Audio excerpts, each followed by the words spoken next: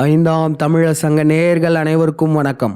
இந்த விழயம் மிக மிக முக்கியமான விழயம். அருட்பெருஞ்சோதியாரை சுற்றியுள்ள பல மர்மங்களுக்கான விடை இந்த விழயத்தில் தெரிய வரும். அது மட்டும் இல்ல, அருட்பெருஞ்சோதியார் கொல்லப்பட்டதற்கான மிக முக்கியமான ஆதாரத்தையுமே இந்த விழயத்துல வெளிப்படுத்த போறோம். அதனால இந்த விழயத்தை அனைவரும் முழுசா பாருங்க. இப்ப நம்ம பகுதி 1 சென்ற விழயத்துல என்ன சொல்லியிருக்கோன்றத சுருக்கமா பார்த்துடலாம். முதல்ல, அருட்பெருஞ்சோதியாரை இனிமே நம்ம வள்ளலார்னு கூப்பிடக்கூடாது. ஏன்னா வள்ளலார் என்ற பெயருக்கும் அருட்பெருஞ்சோதியாருக்கும் எந்த ஒரு தொடர்பும் கிடையாது. பரசுராமனை குறித்தது திட்டமிட்டு அருட்பெருஞ்சோதியாருக்கு வச்சிருக்காங்க. அவருடைய சிறு வயதிலிருந்தே அவரை கட்டுப்பாட்டுக்குள்ள வச்சிருக்காங்க. இதற்கான மிகப்பெரிய ஆதாரம் தான் இந்த 7 கிணறு. அருட்பெருஞ்சோதியாருக்கே தெரியாம அவருக்கு 2 வயது இருக்கும்போது இந்த பிண்டாரிகளால் 7 கிணறு என்ற பகுதிக்கு கொண்டு வரப்பட்டார். இந்த 7 கிணறு என்ற பெயர் பரசுராமனை குறித்தது தான். அதை நம்ம 100% நிறுவிட்டோம். அந்த கிணறை பாதுகாத்தவங்க பாத்தீங்கன்னா பரசுராமனின் பெயரால் உள்ள நைக்கோலஸ் ஃபேமிலி தான். அதுக்கப்புறம் நம்ம என்ன பார்த்தோம்னா, அருட்பெருஞ்சோதியாரை சம்பந்தமே இல்லாம வடலூர்ல இருந்து மேட்டுக்குப்பம் வரவழைத்ததும் இந்த பிண்டாரிகள் தான். மேட்டுக்குப்பத்துக்கு வரவழைச்சு அவங்க திட்டமிட்ட மாதிரியே சடங்கு கொலை செய்திருக்காங்க. அதாவது அருட்பெருஞ்சோதியாரை எரித்து கொண்டிருக்காங்க. மக்களிடம் ஜோதியுடன் கலந்துட்டாருன்னு பொய் சொல்லி அதை இத்தனை நூற்றாண்டுகளாக நம்ப வச்சிருக்காங்க. இதற்கான சிறந்த ஆதாரம் சந்திரமுகி படம். இந்த படத்தை அனைவரும் மீண்டும் பாருங்க. அருட்பெருஞ்சோதியாரை பற்றிய மேலும் பல குறியீடுகள் இந்த படத்துல இருக்கு. இந்த படத்தை முடிச்சதுக்கு அப்புறம் நடிகர் ரஜினி இமயமலையில அருட்பெருஞ்சோதியாரின் அணையா விளக்கு ஏற்ற போயிருக்காரு. இந்த பகுதியை வெளியிட்டதுக்கு அப்புறம் பல கேள்விகள் மக்கள் கேட்டிருக்காங்க. அது எப்படி அருட்பெருஞ்சோதியார் 2 வயதிலேயே இந்த பிண்டாரிகளால் கண்காணிக்கப்பட்டார்னு சொல்றீங்க? எப்படி 2 வயதிலேயே அருட்பெருஞ்சோதியாரை தேர்ந்தெடுத்திருக்காங்க? அவர் சிறு வயதிலேயே எப்படி ஞானி ஆக போறாருன்னு உங்களுக்கு தெரிஞ்சிருக்கும். இந்த ஒரு கேள்விதான் பல பேரும் கேட்டிருக்கீங்க. இப்ப இந்த கேள்விக்கான பதில இருந்து நம்மளுடைய பார்ட் 2 இன்வெஸ்டிகேஷன் தொடங்கப்படுது. எப்படிங்க அருட்பெருஞ்சோதியாரை 2 வயதிலே தேர்ந்தெடுத்திருப்பாங்க? அருட்பெருஞ்சோதியார் ஞானி ஆக போறாருன்னு அவருக்கு 2 வயது இருக்கும் போதே இவங்க எப்படி கண்டுபிடிச்சாங்க? இந்த கேள்விக்கான பதில் என்ன தெரியுமா? அருட்பெருஞ்சோதியாரை 2 வயதில் தேர்ந்தெடுக்கல. 2 வயதிற்கு முன்பே அருட்பெருஞ்சோதியார் தேர்ந்தெடுக்கப்பட்டு விட்டார். இதை இப்ப விளக்குறோம் பாருங்க. பரசுராமனின் மனைவியான துர்கை மைசூர் அரசனை ஹனி டிராப் செய்து மைசூர் அரசனுடன் 9 நாட்கள் உறவாடி 10வது நாள் மைசூர் அரசனின் ஆணுறுப்பை வெட்டி கொன்று விடுவாள் துர்கை. இந்த 9 நாள் தான் நவராத்திரி என்று அழைக்கப்படுது. நமக்கு என்ன சந்தேகம் வந்துச்சுன்னா, அப்ப நிச்சயமா அருட்பெருஞ்சோதியாரின் வாழ்க்கையிலையுமே நவராத்திரியோட ஏதாச்சும் ஒரு கனெக்ஷன் இருக்கணுமே அப்படின்ற ஒரு சந்தேகம் எழுந்தது. அவருடைய இறந்த தேதி பார்த்தீங்கன்னா ஜனவரி மாதம் வந்துருச்சு. இதே ஜனவரி மாதம் தான் இந்த பிண்டாரிகளுடைய ஆள் ஒருத்தர் இறந்திருப்பார். யார் தெரியுமா? அவர் தான் இந்த காந்தி. இவருக்குமே அகிம்சை, கருணை அப்படின்ற மகாவீர் கதாபாத்திரம் கொடுத்துருப்பாங்க. சரி, ஜனவரி 30ஆம் தேதி இந்த நாள்ல அருட்பெருஞ்சோதியார் இறந்திருக்காரு. இந்த நாளுக்கும் துர்கையை குறிச்ச நவராத்திரிக்கும் எந்த ஒரு தொடர்பும் கிடையாது. அப்ப அருட்பெருஞ்சோதியாருடைய பிறந்த தேதியை பார்த்தோம். அக்டோபர் 5, 1823. இந்த தேதியை பார்த்த உடனே நமக்கு சந்தேகம் வலுப்பெற்றது. காரணம், நவராத்திரியுமே இந்த மாதத்தை ஒட்டி தான் வரும். அதனால என்ன பண்ணோம்னா, பஞ்சாங்கத்துல 1823ஆம் ஆண்டுல இந்த தேதியில ஏதாச்சும் ஒரு க்ளூ கிடைக்குமான்னு பார்த்தோம். கிடைச்சிருச்சு. அருட்பெருஞ்சோதியார் பிறந்த நாள் நவராத்திரியின் முதல் நாள். அப்ப இங்கேயுமே அருட்பெருஞ்சோதியார் பரசுராமனின் மனைவியான துர்கையுடன் தொடர்பு படுத்தப்பட்டிருக்காரு. அப்ப நீங்க கேட்கலாம், ஒருவேளை அருட்பெருஞ்சோதியார் துர்கையை குறிச்ச நாள்ல பிறந்ததாலதான் அவரை தேர்ந்தெடுத்தாங்களா அப்படின்னு கேட்கலாம். இதற்கான விடை என்னன்னா, அருட்பெருஞ்சோதியாரை மட்டும் தனியா இங்க தேர்ந்தெடுக்கல. அவர் பிறப்பதற்கு முன்பே அருட்பெருஞ்சோதியாரின் குடும்பம் இந்த யூத பிராமணர்களால் சடங்கிற்காக தேர்ந்தெடுக்கப்பட்டது. அருட்பெருஞ்சோதியாருடைய அண்ணன் பேர் என்ன தெரியுமா? அவருடைய ஒரு அண்ணன் பேரு பரசுராமன். இந்த பரசுராமன்ற பெயர்லாம் அதிகமா யாரும் வைக்கவே மாட்டாங்க. அதிகமா யாராலையும் வைக்கப்படாத ஒரு பெயர். சரி, யாரும் வைக்கப்படாத பேரை அவருடைய அண்ணனுக்கு வச்சிருக்காங்க. அப்போ ஒருவேளை இந்த யூத பிராமணர்கள், இந்த பிண்டாரிகள், அவங்க அண்ணனுக்கு அந்த பேர் இருக்கிறதுனாலதான் அந்த குடும்பத்தை தேர்ந்தெடுத்திருப்பாங்களோ அப்படின்னு கேட்டீங்கன்னா அதுதான் இல்லை. இந்த பிண்டாரிகள் அருட்பெருஞ்சோதியாருடைய அண்ணன் பிறக்கிறதுக்கு முன்பே அவர் குடும்பத்தை தேர்ந்தெடுத்து விட்டார்கள். எப்படின்னு பாருங்களேன். அருட்பெருஞ்சோதியாரின் தந்தை ராமையா பிள்ளை. இவர் பாத்தீங்கன்னா கோயில்கள்ல பெரிய புராணம் உபதேசம்லாம் செய்யறவர். அந்த காலகட்டத்துல கோயில்கள்ல பெரிய புராணம் உபதேசம் செய்யணும்னாலே இங்க பிராமணன் துணையுடன் தான் செய்யணும். அதனால அருட்பெருஞ்சோதியாரின் தந்தைக்கும் இந்த யூத பிராமணர்களுக்குமே இயல்பாகவே நெருங்கிய தொடர்பு ஏற்பட்டிருக்கு. அதுக்கப்புறம் பாருங்களேன், அருட்பெருஞ்சோதியார் தந்தை இந்த ராமையா இருக்காருல்ல, அவருக்கு திருமணம் நடந்திருக்கு. ஆனா அதுக்கப்புறம் அவருடைய மனைவி இறந்து போயிட்டாங்க. அதுக்கப்புறம் என்ன ஆச்சுன்னா, அவர் 2வது திருமணம் செஞ்சுக்கிறாங்க. அப்பயும் பார்த்தீங்கன்னா அவருடைய 2வது மனைவி இறந்து போயிட்டாங்க. அதுக்கப்புறம் என்னாச்சுன்னா அவர் 3வது திருமணம் செஞ்சுக்கிறாராம். அந்த 3வது மனைவியுமே இறந்து போயிட்டாங்க. அதுக்கப்புறம் மீண்டும் 4வது திருமணம் செஞ்சுக்கிறாராம். அவருடைய 4வது மனைவியுமே இறந்து போயிட்டாங்களாம். இத்தனை மனைவிகள் இருந்ததுக்கு அப்புறமும் 5வதா ஒரு திருமணம் செஞ்சுக்கிறாராம். ஆனால் அந்த 5வது மனைவியுமே இறந்து போயிட்டாங்களாம். இந்த 5 பேர் இறந்ததை பார்த்ததுக்கு அப்புறமும் 6வதா ஒரு திருமணம் செஞ்சுக்கிறாராம். அதில் பிறந்தவர் தான் இந்த அருட்பெருஞ்சோதியார். அது எப்படிங்க இவர் திருமணம் செய்கிறாரு, இவருடைய மனைவியை நேசிக்கிறாரு, ஆனால் ஒவ்வொரு மனைவியுமே அடுத்தடுத்து இறந்துக்கிட்டே இருக்காங்க. இவரும் திருமணம் செஞ்சுக்கிட்டே போறாரு. இதெல்லாம் எப்படி இவரால் முடியுது? அப்போ இங்கேயே இவரை சூழ்ந்த பிராமணர்களுடைய வேலை தொடங்க ஆரம்பிச்சிருச்சு. இந்த பிராமணர்கள் சடங்கு செய்வதற்காகவே இவங்களை தேர்ந்தெடுத்துட்டாங்க. அதுக்கப்புறம் இவங்களுக்கு பிறந்த ஒரு குழந்தையின் பேர் தான் பரசுராமன். இந்த பேருமே இந்த பிராமணர்களால் தான் வைக்கப்பட்டிருக்கும். சடங்கு கொலை செய்வதற்காகவே இந்த பேரை வச்சிருப்பாங்க. ஆனால் இங்கே என்ன ஆச்சுன்னா 5வதாக அருட்பெருஞ்சோதியார் பிறக்கிறார். இந்த பிண்டாரிகளுடைய பிளான் இந்த பரசுராமன்ல இருந்து அருட்பெருஞ்சோதியாருக்கு மாற்றப்பட்டிருக்கு. அவர் பிறந்த நாளாக கூட இருக்கலாம். துர்க்கையை குறித்த நவராத்திரி முதல் நாள் அன்னைக்கு பிறந்திருக்கார். மற்றொரு காரணமாகவும் இருக்கலாம். இந்த பிண்டாரிகள் எப்பயுமே ஒருத்தர் சடங்குக்காக தேர்ந்தெடுக்கிறாங்க, அவங்க அதுக்கு தகுதியானவராக இருக்கணும். இந்த ராமானுஜ சீரியல்ல பாருங்க, இந்த பிண்டாரிகள் இந்த யூத பிராமணர்கள்லாம் ஒரு தகுதியான குழந்தையை எப்படி தேர்ந்தெடுக்கிறாங்கன்றத பாருங்களேன். என் குழந்தை பிராயத்தில் பார்த்திருக்கிறேன். குழந்தை என்னவாக போகிறான் என்று தெரிந்து கொள்ள அதன் முன் நிறைய பொருட்களை வைப்பார்கள். ஒரு தட்டில் பொற்காசுகள், ஒரு தட்டில் நாணயங்கள், ஒரு தட்டில் கொழுக்கட்டை போன்ற பக்ஷணங்கள், ஒரு தட்டில் திவ்ய பிரபந்தம் இத்தியாதியும் இருக்கும். குழந்தை பொற்காசுகள் இருக்கும் தட்டை தொட்டால் பொருள் சேர்ப்பதில் குறியாக இருப்பான். தானியங்களை தொட்டால் விவசாயத்தில் நாட்டமுடையவனாக இருப்பான். பக்ஷணங்களை தொட்டால் போஜன பிரியனாக இருப்பான். திவ்ய பிரபந்தத்தை தொட்டால் பக்திமானாக விளங்குவான்.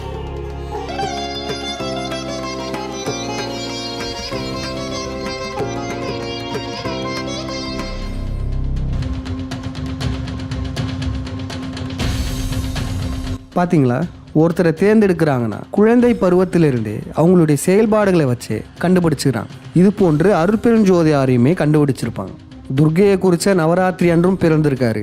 அது மட்டும் இல்லை, இவருடைய செயல்பாடுகளுமே ஆன்மீகத்தை நோக்கி இருக்கிறதுனால இவர் அண்ணன் பரசுராமனை விட இவர் தகுந்த ஆளா இருப்பாருன்றதை கண்டுபிடிச்சு இவரை வளர்த்தெடுக்க ஆரம்பிக்கிறாங்க. இதற்கான ஆதாரம் என்ன தெரியுமா?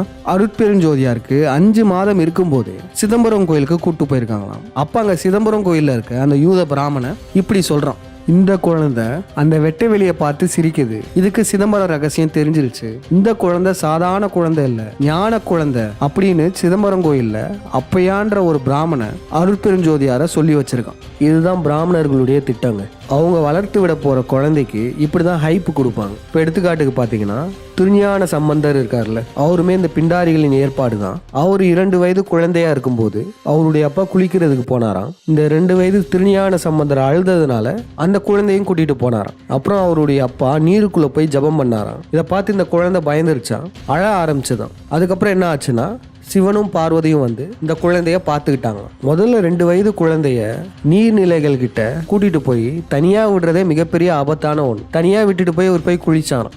இந்த பிராமணர்கள்லாம் அவங்களே குழந்தைக்கு பாலை கொடுத்துட்டு அந்த பார்வதி தாயே இறங்கி வந்து பாலை கொடுத்தாங்கன்னு கதை விடுவாங்க.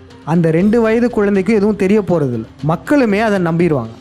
அப்புறம் மக்கள் இந்த குழந்தையவே ஞான குழந்தையா பார்க்க ஆரம்பிப்பாங்க.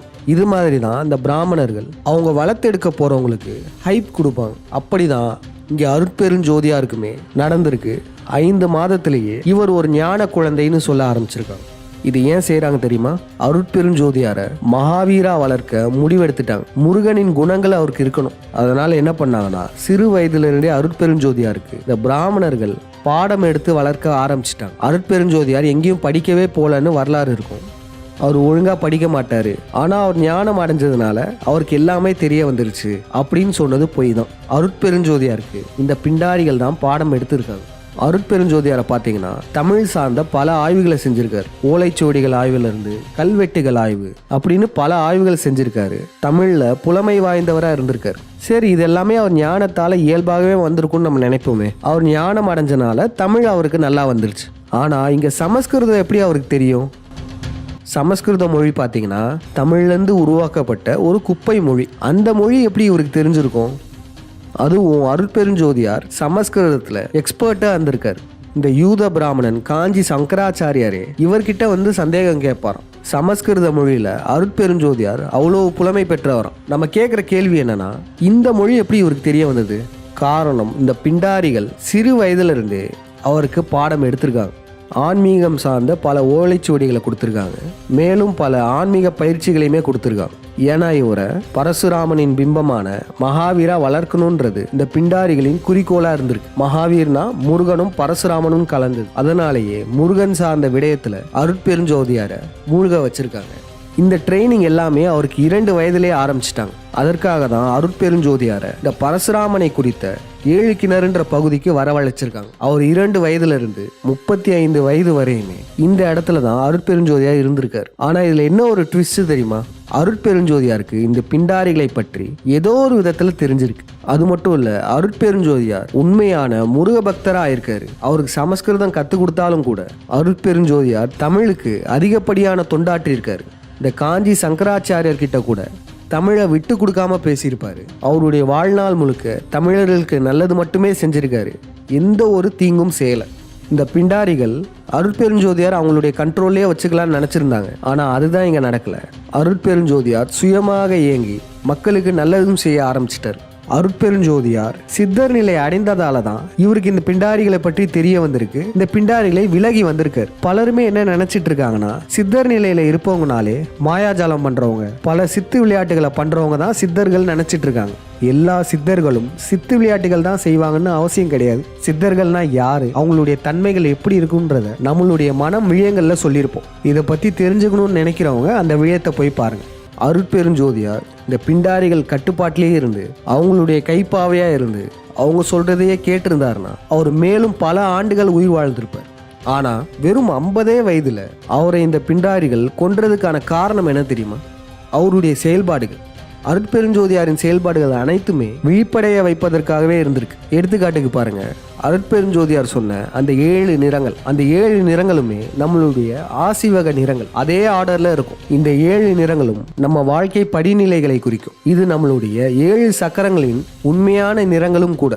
இந்த ஆசிவக 7 நிறங்கள் என்பது பல சித்தர்களுக்குமே தெரிந்த ஒன்றுதான். ஆனா அதை வெளிப்படுத்திருக்கவே மாட்டாங்க, மறைச்சே வச்சிருப்பாங்க. ஆனா அருட்பெருஞ்சோதியார் தைரியமாக இந்த ஆசிவக நிறங்களை வெளிப்படுத்தியிருப்பார். இது எல்லாமே இந்த பிண்டாரிகளை எதிர்க்கிறாருன்றதுக்கான ஒரு மிகப்பெரிய ஆதாரம். அது மட்டும் இல்ல, இன்னொரு முக்கியமான ஒன்று இருக்கு. அது என்னதுன்னா, அருட்பெருஞ்சோதியார் கலியுக முடிவை சொல்லியிருக்கார். 1900 கலியுகம் முடிய போகுது, இதற்கப்புறம் பொற்காலம் நடக்க போகுது அப்படின்றத சொல்லியிருக்காரு. அப்ராக்சிமேட்டா இது சரிதான். சரியா கலியுகம் எப்ப முடிஞ்சதுன்னா 2012 டிசம்பர் மாதம் 21ஆம் தேதி. இந்த நாளில் தான் மாயன் கேலண்டரும் முடிவடைஞ்சிருக்கும். கலியுக முடிவை பாண்டியன் ஐயா துல்லியமாக கணிச்சு சொல்லியிருப்பாரு. ஆனால் அருட்பெருஞ்சோதியாருமே ஏறத்தாழ சரியாகவே சொல்லியிருக்காரு. இப்படிப்பட்ட ஒரு பேர் ரகசியத்தை வெளியே சொல்றது இந்த பிண்டாரிகளுக்கு மிகப்பெரிய ஆபத்துங்க. ஏன் தெரியுமா? இந்த கலியுகம் முடிந்து சத்தியயுகம் ஆரம்பிக்குதுல்ல, அந்த யுகம் மிக முக்கியமான ஒன்று. தவறு செய்பவர்களுக்கு எதிரான ஒரு யுகம். இந்த பிண்டாரிகளின் அழிவு காலம் தான் இந்த சத்திய யுகம். இது தெரிஞ்சிடக்கூடாதுன்றதுக்காக தான் கலியுகம் முடியவே முடியாதுன்ற மாதிரி 4 லட்சம் ஆண்டுகள்லாம் சொல்லி வச்சிருப்பானுங்க. காரணம், சத்தியுகம் வரது யாருக்கும் தெரியக்கூடாது. சத்தியுகத்தில் மக்கள் கொஞ்சம் கொஞ்சமாக விழிப்படைய ஆரம்பிப்பாங்க. இந்த பிண்டாரிகளுக்கு எதிரான பல உண்மைகள் கொஞ்சம் கொஞ்சமாக வெளிவரும். இந்த பிண்டாரிகளும் அழிந்து போவார்கள். அப்படிப்பட்ட ஒரு பேர் ரகசியத்தை வெளிப்படையா தன் பத்திரிகையிலே போட்டு மக்களிடம் பிரச்சாரம் செஞ்சிருக்காரு அருட்பெருஞ்சோதியார். இது இந்த பிண்டாரிகளுக்கு எதிரான மிக முக்கியமான செயல். இது போலாம் அருட்பெருஞ்சோதியார் செய்ததுனால தான் அருட்பெருஞ்சோதியாருக்கு 50 வயது இருக்கும் போதே அவரை சடங்கு கொலை செஞ்சிருக்காங்க. இன்னும் சில ஆண்டுகள் விட்டிருந்தாங்கன்னா மேலும் பல உண்மைகளை அருட்பெருஞ்சோதியார் சொல்லியிருப்பாரு. மக்கள் பலருமே விழிப்புணர்வு அடைய ஆரம்பிச்சிருப்பாங்க. அருட்பெருஞ்சோதியாரை சிறு வயதிலிருந்தே தேர்ந்தெடுத்து பின்புலமாக இருந்து வளர்த்தவர்கள் இந்த பிண்டாரிகள் தான். இருந்தாலும் அருட்பெருஞ்சோதியார் ஆன்மீகத்தில் உயர்ந்த நிலைக்கு சென்று விழிப்புணர்வு அடைந்து அவர்களை விட்டு விலகி வந்திருக்காரு. மக்களுக்கு பல நல்லது செஞ்சிருக்காரு. அதனால இந்த பிண்டாரிகள் அவருடைய 50 வயதிலேயே அவருக்கான சடங்கை செஞ்சு முடிச்சிருக்காரு.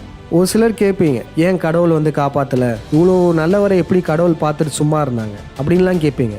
அந்த காலம் கலிகாலங்க. அந்த இக்கட்டான காலகட்டத்திலேயே அருட்பெருஞ்சோதியார் இவ்வளோ நல்லது செஞ்சது மிகப்பெரிய விடயம்.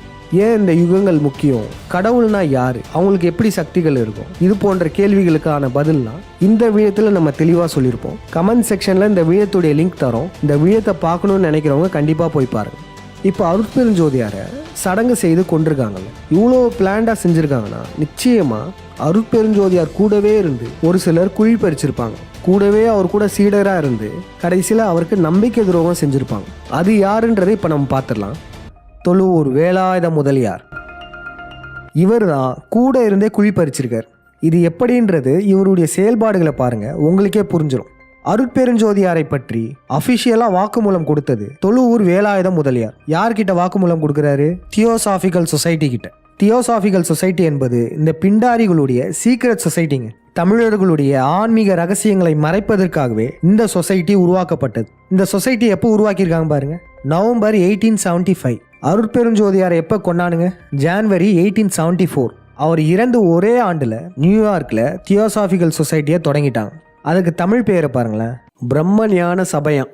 அருட்பெருஞ்சோதியாரின் சத்தியஞான சபையை மறைப்பதற்குனே இதை உருவாக்கியிருக்காங்க. அதுக்கப்புறம் என்ன ஆச்சுன்னா 7 ஆண்டுகளில் 1882ல் சென்னையில் தியோசாபிக்கல் சொசைட்டியோட ஹெட் குவார்ட்டர்ஸ் வந்துச்சு. அதாவது இந்த ஹெட் குவார்ட்டர்ஸ்ன்றது இன்டர்நேஷனல் ஹெட் குவார்ட்டர்ஸ். தமிழர்களுடைய ஆன்மீகத்தை மறைப்பதற்காகவே தொடங்கப்பட்டது தான் இந்த தியோசாபிக்கல் சொசைட்டி. அதனால தான் சென்னையில் இன்டர்நேஷனல் ஹெட் குவார்ட்டர்ஸ்.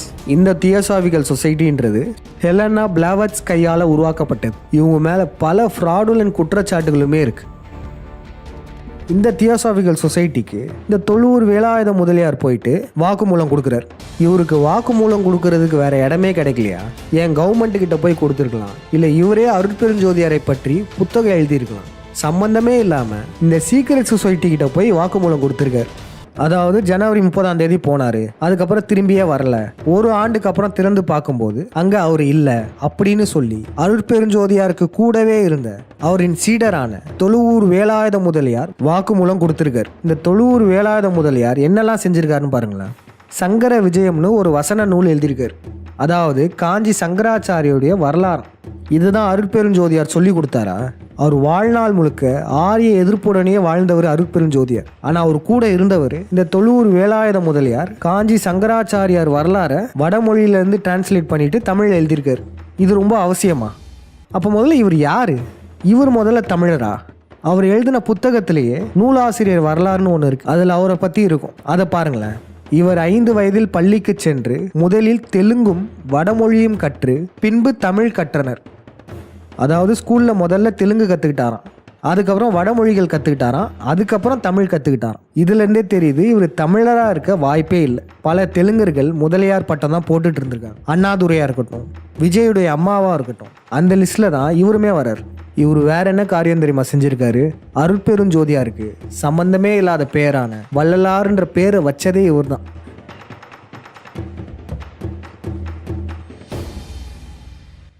அப்பனா பார்த்துக்கோங்க, இந்த பிண்டாரிகள் இவரை எந்த அளவுக்கு பயன்படுத்திருக்காங்க பார்த்துக்கோங்க. அருட்பெருஞ்சோதியாரே பயன்படுத்த மறுத்த பேரான வள்ளலார்ன்ற பேர் வச்சதுமே இவர் தான். இதெல்லாம் வைத்து பார்க்கும்போது தான் இந்த தொழுவூர் வேலாயுதம் மேலேயும் நமக்கு சந்தேகம் எழுந்தது. இப்போ நமக்கு தெளிவாக தெரிஞ்சிச்சு, இந்த ஆள் தெலுங்கரா இருக்க வாய்ப்பு இருக்கு. இவர் ஒரு ஆரிய அடிவருடியாக இருந்திருக்காரு. இவர் தான் அருட்பெருஞ்சோதியார் கூட இருந்தே குழி பறிச்சிருக்காரு. இவர் தான் தியோசாபிக்கல் சொசைட்டியில் போய் வாக்குமூலமும் கொடுத்துருக்காரு. இதை இன்னும் எளிமையாக புரிஞ்சுக்கணும்னு வச்சுக்கோங்களேன். தலைவர் வேலுப்பிள்ளை பிரபாகரன் அவர் எடுத்துப்போம். அவர் தமிழினத்தோட மிகப்பெரிய ஆளுமை. ஆனால் அவர் கூடவே யாரெல்லாம் இருந்தாங்க? வைகோ, கொளத்தூர் மணி, அப்புறம் பழநெடுமாறன். இவங்கெல்லாம் ஆரிய திராவிட கைக்கூலிகள்.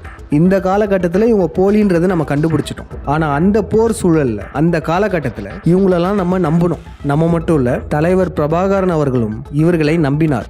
அருட்பெருஞ்சோதியாருக்குமே இதே போல தான். அவருக்கே தெரியாமல் அவருடைய சீடர்கள்னு சொல்லிட்டு இருந்தவங்கலாம் சூழ்ச்சிகள் செஞ்சு வீழ்த்திருக்காங்க. அதில் முதன்மையானவர் இந்த தொழுவூர் வேலாயுதம். இப்போ உங்கள் எல்லாருக்குமே ஒரு நார்மலாக ஒரு கேள்வி எழுந்திருக்கும். இந்த அளவுக்கு ஒருவரை சிறு வயதுலேருந்தே வளர்த்து அவரை பிளான் பண்ணி சடங்கு செஞ்சுருப்பாங்களா? இது போன்ற கேள்விகள்லாம் ஒரு சிலருக்கு எழும். நீங்களாம் சமர்ன்ற ஒரு திரைப்படத்தை பார்க்கணும். இந்த பிண்டாரிகள் எப்படியெல்லாம் ஒருத்தருக்கு தெரியாமலே அவங்க வாழ்க்கையில் விளையாடுறாங்கன்றத அந்த படத்தில் தெளிவாக காமிச்சிருப்பாங்க. அதனால் அந்த படம் பார்க்காதவங்க நிச்சயமாக அந்த படத்தை போய் முழுசாக பாருங்கள்.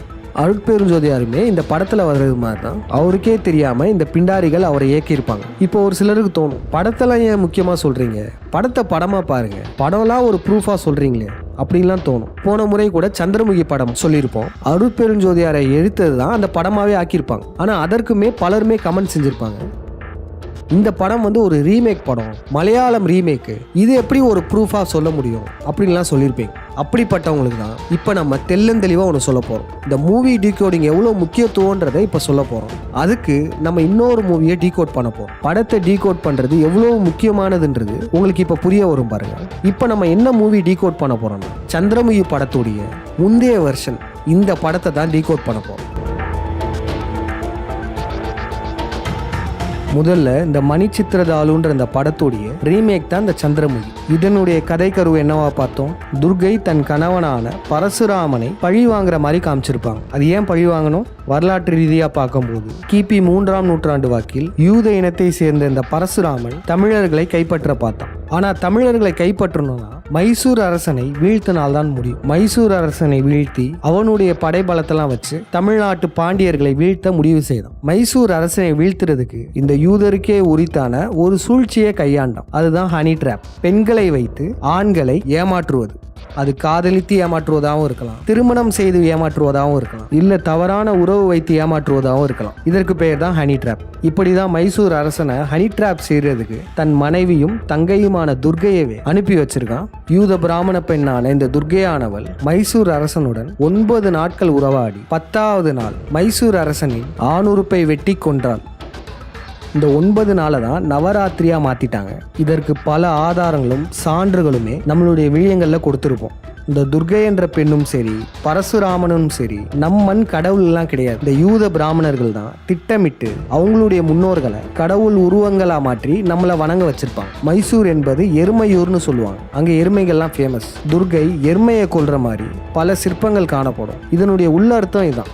இன்றளவும் இந்த பிராமணர்கள் ஒரு உண்மையை தக்க வச்சிருக்காங்க. துர்கை சிலை செய்யணும்னா விபச்சாரியின் வீட்டு முன்னாடி இருக்கிற மண் எடுத்துட்டு வந்து செய்யணுன்ற பழக்கத்தையும் இன்றளவும் பிராமணர்கள் பின்பற்றி வந்துட்டு இருக்காங்க.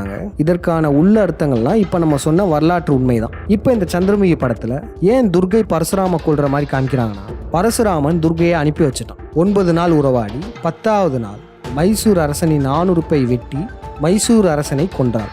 அதுக்கப்புறம் என்ன ஆச்சுன்னா, மைசூர் அரண்மனையில் இருக்கிறவங்களாம் சும்மாவா இருப்பாங்க. அரண்மனை காவலாளிகள்லாம் சேர்ந்து துர்கையை கண்டந்துடமா வெட்டி போட்டுட்டாங்க. இதையுமே முனைவர் திரு பாண்டியனையா பல ஆண்டுகளுக்கு முன்பு அவருடைய ஆய்வுல சொல்லியிருப்பார். இப்ப இந்த சந்திரமுகி படத்துல செஞ்ச சடங்கு என்னதுன்னா, துர்கையை வெட்டி கொன்னதுக்காக துர்கை வந்து பரசுராமனை பழி வாங்க போறான். தன்னை காப்பாற்ற வராத பரசுராமனை பழி வாங்கி ஆன்மா சாந்தி அடைகிற மாதிரி இந்த சந்திரமுகில காமிச்சிருப்பாங்க.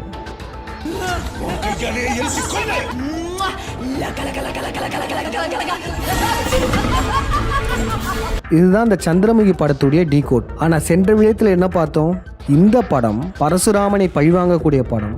ஆனால் உண்மையாகவே இதே பாணியில தான் அருட்பெருஞ்சோதியாரையுமே கொலை செஞ்சிருக்காங்கன்றத பார்த்தோம். அருட்பெருஞ்சோதியாருக்கும் இந்த சந்திரமுகி படத்துக்கும் உள்ள பல ஒற்றுமைகளையுமே நம்ம பார்த்திருந்தோம். இப்ப எல்லாருக்குமே ஒரு சந்தேகம் வரும், இதே படத்தை ஏன் மலையாளத்துல எடுத்து வச்சிருக்கணும்? இப்ப தமிழ்நாட்டுல இந்த படம் எடுக்கிறாங்க, சரி, அருட்பெருஞ்சோதியார் இங்க வாழ்ந்திருக்காரு, அவரை கொலை செஞ்சதுக்கான சிம்பாலிசமா இந்த படத்தை எடுத்து வச்சிருக்காங்க. ஏன் கேரளால போய் எடுக்கணும் அப்படின்னு கேட்டீங்கன்னா, அதற்கான பதில் இந்த மலையாள படம் வேற, இந்த சந்திரமுகி படம் வேற. ஆமா, மணிச்சித்திரதாழு படம் அருட்பெருஞ்சோதியாருக்காக எடுக்கப்பட்ட படம் கிடையாது. இங்கே அருட்பெருஞ்சோதியாருக்கான சிம்பாலிசம் எதுவுமே வரல.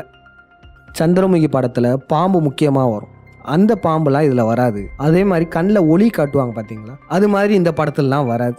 மிக முக்கியமாக சந்திரமுகி படம் கிளைமேக்ஸும் இந்த படம் கிளைமேக்ஸுமே வெவ்வேறானது. சந்திரமுகி படத்துல ரஜினியை எரிக்கிற மாதிரி காட்டுவாங்க, ஆனா இந்த படத்துல முற்றிலும் வேறுபட்ட கிளைமேக்ஸ்.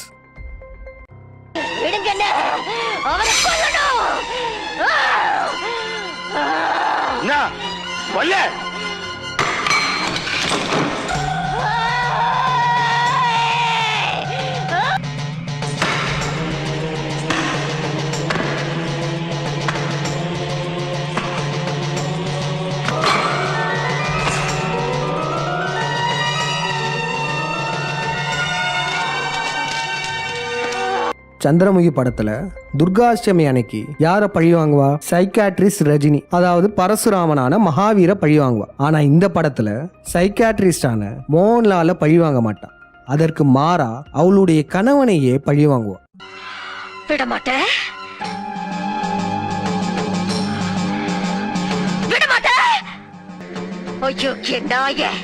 உனக்கு எவ்வளவு தைரியம் இருந்தா இப்பவும் என் கண் முன்னாடி வந்து நிப்ப? இன்னைக்கு துர்காஷ்டமி. உன்னை நான் கொன்னு ஓ ரத்தத்தை குடிச்சு ஓங்கார நடனம் விடுவேன். கங்கை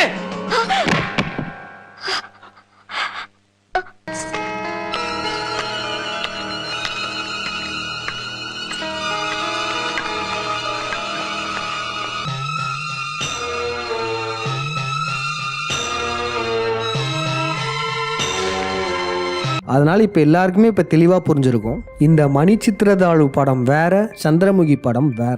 இரண்டுமே துர்கையை குறிச்ச படம் தான். ஆனா அருட்பெருஞ்சோதியாருக்கான சிம்பாலிசம், அவர் கொல்லப்பட்டதுக்கான சிம்பாலிசம் சந்திரமுகி படத்துல மட்டுமே தான் இருக்கு, மணிச்சித்திரதாழு படத்துல கிடையாது. இப்பதான் நம்ம ஒரு முக்கியமான பாயிண்ட்டுக்கு வரப்போம். ஏன் இந்த மணிச்சித்திரதாழு படத்துல கிளைமேக்ஸ்ல வெட்டுற மாதிரி காமிக்கிறாங்க? இந்த படத்துல வெவ்வேறு சிம்பாலிசமும் இருக்கு. அப்ப இதற்கு உள்ள அர்த்தம் ஏதாச்சும் இருக்கா? எதர்ச்சியாக தான் இந்த படம் எடுத்திருக்காங்களா, இல்லை இங்கேயுமே யாரையோ கொன்னதுக்கான மறைபொருளோட படம் எடுத்திருக்காங்களா? சந்திரமுகி படம்ன்றது அருட்பெருஞ்சோதியார் கொல்லப்பட்டதை எடுத்தது. அப்போ இந்த மணிச்சித்திரதாழு படம் எதற்காக எடுக்கப்பட்டது? இந்த படத்தில் யாரை கொண்டிருக்காங்க? அது உண்மையிலேயே யாருக்கும் நடந்திருக்கா? இந்த மணிச்சித்திரதாழு படம்ன்றது பேஸ்ட் ஆன் ட்ரூ ஸ்டோரி, உண்மை வரலாற்றை தழுவிய படம். அந்த உண்மை வரலாறு என்னதுன்னா, கோச்சு குஞ்சு சானார் மர்டர்.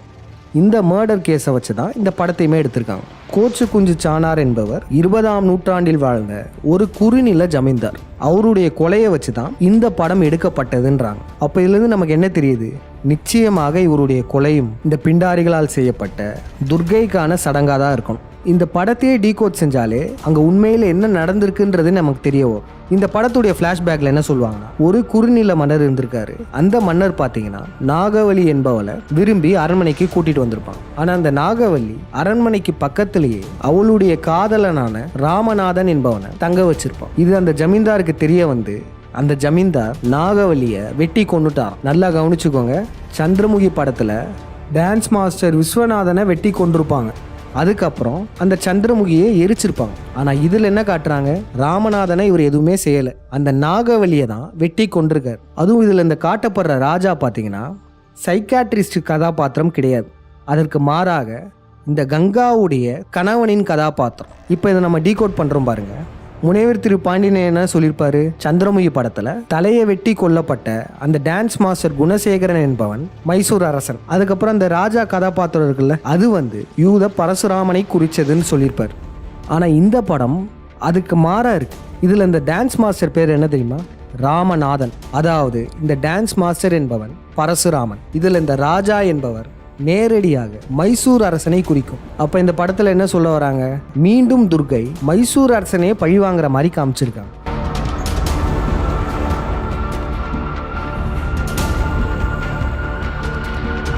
சந்திரமுகி படத்துல துர்கை பரசுராமனை பழிவாங்கக்கூடிய சடங்கு, இந்த படத்துல துர்கை மைசூர் அரசனை பழிவாங்கக்கூடிய சடங்கு. அப்போ இந்த படத்தின் மூலமாக நமக்கு என்ன தெரிய வருது? எப்படி சந்திரமுகி படம் அருட்பெருஞ்சோதியாரை கொன்னதுக்கான படமாக இருக்கோ, அதே மாதிரி இந்த மணிச்சித்திரதாழு படமும் கோச்சு குஞ்சு சானார் என்னும் மைசூர் அரசனை கொன்னதுக்கான படம். இந்த பேர்லேயே பாருங்க, கோச்சு குஞ்சு சானார். இந்த குஞ்சுன்றதுக்கு என்ன பொருள் இருக்குன்னு நம்ம எல்லாருக்குமே தெரியும். இதற்கு மலையாளத்தில் சிறிய, மைனர் அப்படின்ற பெயருமே இருக்கு, சின்னது அப்படின்னு.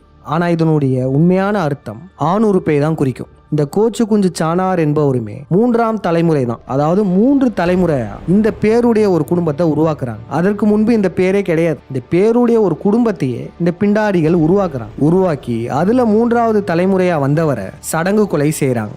இந்த ஜமீன்தாருக்கு ஏன் குஞ்சுன்னு பேர் வச்சாங்க தெரியுமா? இப்போ ஒரு சிறு விழியம் போடுறோம் பாருங்க. மைனர் குஞ்சுனா ஊரே நடுங்குது. மைனர் குஞ்சு பொம்பளைங்கன்னா உனக்கு அவ்வளவு கேவலமா? தீர்ப்பு. டேய், என்னடா பண்ண? மைனர் குஞ்ச சுட்டுட்டேன். எங்கடா சுட்ட? அதான் சொன்னேனே. இப்ப நடிகர் விவேக் டபுள் மீனிங்ல சொல்லியிருப்பார். மைனர் குஞ்ச சுட்டுட்டேன் அப்படின்ற ஒரு டபுள் மீனிங்கா சொல்லியிருப்பார். அதாவது இந்த குஞ்சு என்ற மைனரை சுட்டுட்டேன் என்றது ஒரு பொருள், இன்னொரு பொருள் மைனரின் ஆண் உறுப்பை சுட்டுட்டேன்றது 2வது பொருள். இதுதான் இந்த டபுள் மீனிங். இதே தாங்க இங்கேயும். துர்கை மைசூர் அரசனின் ஆணுறுப்பை வெட்டி கொள்ளும் சிம்பாலிசத்தோட இந்த சடங்கு கொலை நடந்திருக்கு. இந்த ஜமீன்தாருடைய உண்மை வரலாற்றை படித்து பார்த்தபோது நமக்கு தெரிய வந்திருக்கு, அந்த துர்கை எனும் நாகவலியின் சூழ்ச்சியால் இவர் கொல்லப்பட்டிருக்காரு. அந்த நாகவலி என்ற பெண்ணுமே கொல்லப்பட்டிருக்காள். இது அப்படியே துர்கையால் மைசூர் அரசன் கொல்லப்பட்டதும் பின்பு மைசூர் அரசனின் காவலாளிகளால் துர்கை கொல்லப்பட்டதுடைய சிம்பாலிசத்தை தான் சொல்லியிருக்காங்க. அப்போ இந்த படத்தின் மூலமாக நமக்கு என்ன தெரிய வருது? கேரளாவிலேயுமே ஆளுமுட்டில் என்னும் இடத்துல இந்த யூத பிராமணர்கள் 20ஆம் நூற்றாண்டுல இந்த துர்கைக்கான சடங்கு கொலை செஞ்சிருக்காங்க. அதுல கொலை செய்யப்பட்டவர் பரசுராமன் கதாபாத்திரம் இல்லை, மைசூர் அரசன் கதாபாத்திரம்.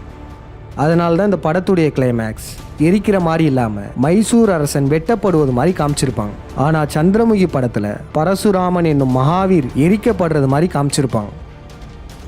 அப்பனா பார்த்துக்கோங்க, மூவி டீகோடிங்கிறது எவ்வளோ முக்கியத்துவம் வாய்ந்தது. ஒரு படத்தை டீகோட் பண்றது மூலமா அந்த ஊர்ல நடந்த ஒரு ஜமீன்தார் கொல்லப்பட்ட கேஸையே டீகோட் பண்ணிட்டோம். அதனால மூவி டீகோடிங்கிறதுலாம் சாதாரண ஒன்று கிடையாது. படங்கள்லாம் என்டர்டைன்மெண்ட்கானது, படத்தை படமா பாருங்கன்னு சொல்றதுலாம் ஒரு மிகப்பெரிய பொய். கொஞ்சம் யோசிச்சு பாருங்க, 19 கோடி செலவு செஞ்சு பிரம்மாண்டமா ஒரு படம் எடுக்கிறாங்க. அது வெறும் என்டர்டைன்மெண்ட்காக மட்டும்தான் எடுக்கிறாங்களா? அதுக்கு தான் இவ்வளோ செலவு செஞ்சு மெனக்கிடுறாங்களா? கிடையவே கிடையாது. இந்த யூத பிராமணர்கள் எதுக்காக படங்கள் டிவி சீரியல்லாம் எடுக்கிறாங்கன்னா மக்களை கெடுக்கிறதுக்கு, தவறான பழக்கங்களை புகுத்தி மக்களை கெடுக்கிறது. அது மட்டும் இல்லாம அவங்களுடைய கடந்த கால வரலாறுகளை இதுல மறைமுக செய்திகளா வச்சிருப்பாங்க. அது மட்டும் இல்ல, அவங்களுடைய எதிர்கால திட்டங்களையுமே படங்கள்ல மறைமுக செய்திகளா வச்சிருப்பாங்க. இதை நம்ம சரியான முறையில் டீகோட் செஞ்சோம்னா உண்மைகள் வெளிப்படும். இன்னொரு விடயத்தை கவனத்தில் வச்சுக்கோங்க. அது என்னதுன்னா, 2020க்கு மேலே வர எல்லா படங்களையுமே ரொம்ப கவனத்துடன் தான் டீகோட் செய்யணும். ஏன்னா நம்ம படங்கள்ல இருந்து வரலாற்றை எடுக்கிறோன்றது இந்த பிண்டாரிகளுக்கு தெரிஞ்சிருச்சு. அதனால அவங்க எடுக்கிற படத்துலலாம் நம்மளை குழப்பி விடுற மாதிரி காட்சிகளை வச்சிருப்பாங்க. அதனால 2020லேருந்து வர படங்கள்லாம் நம்மளை குழப்பி விடுற மாதிரியான காட்சிகள்லாம் அதிகமாக இருக்கும். இப்போ உங்க எல்லாருக்குமே நல்லா புரிஞ்சிருக்கும் இந்த மூவி டீகோடிங்கிறது எவ்வளோ முக்கியமானது. படங்களின் மூலமா நம்மளுடைய வரலாற்றை துல்லியமாக எடுக்க முடியும்னு சொன்னது முனைவர் திரு பாண்டியன் ஐயா. இங்கே ஓலைச்சுவடிகள், கல்வெட்டுகள், பல முக்கியமான புத்தகங்கள், இது எல்லாத்தையுமே இந்த பிண்டாரிகள் மறைச்சிட்டாங்க, ஒழிச்சிட்டாங்க. இதனால தான் இந்த மூவி டீகோடிங்கை கையில் எடுத்திருப்போம். பார்ட் 1ல் அதை வச்சு சொல்லியிருப்போம். நம்மளுடைய ஆய்வு முறைகளில் மூவி டீகோடிங்கிறது ஒரு வகை தான். இது மட்டுமே நம்மளுடைய ஆய்வு முறை கிடையாது. இப்போ இந்த விழத்துடைய கடைசி பகுதிக்கு வந்துட்டோம். மிக முக்கியமான ஒரு ஆதாரத்தை இப்போ நம்ம சொல்ல போகிறோம். அது என்ன ஆதாரம்னா, மறைமலை அடிகளின் கையெழுத்து பிரதி கொண்ட டைரி. அதை நம்ம பார்க்கறதுக்கு முன்னாடி 2 இன்ட்ரெஸ்டிங்கான விடயத்தை பார்த்துடலாங்க. கமெண்ட் செக்ஷனில் சில அன்பர்கள் என்ன சொல்லியிருக்காங்கன்னா, முதல்ல அருட்பாக்களை படிங்க, அதுலேயே எல்லாத்துக்கான பதில் இருக்கும், முக்கியமாக 6ஆம் திருமுறையெல்லாம் படிங்க, அப்படியெல்லாம் பின்னூட்டம் விட்டுருந்தாங்க. இது இங்கே மட்டும் இல்லைங்க, நம்ம எந்த கூட்டத்தை விமர்சித்தாலுமே அப்படிதான். எடுத்துக்காட்டுக்கு கிறிஸ்டியானிட்டியை விமர்சிக்க ஆரம்பிச்சோன்னு வச்சுக்கோங்களேன், கிறிஸ்துவர்கள் இப்படி தான் சொல்லுவாங்க, முதல்ல பைபிளை படிங்க அப்படின்னு. அதே மாதிரி மற்ற மதங்களை நம்ம விமர்சிக்கும் போதும் அந்த மதத்துடைய புக்கை படிங்கன்னு தான் சொல்லுவாங்க. நம்ம கேட்குற கேள்வி என்னன்னா, எப்படி அந்த புத்தகங்கள்ல உள்ளதெல்லாம் சரியா இருக்கும்னு நினைச்சிட்டு இருக்கீங்க? இப்போ எடுத்துக்காட்டுக்கு பாருங்க, 5ஆம் திருமுறை இது எப்போதமா ரிலீஸ் ஆச்சு?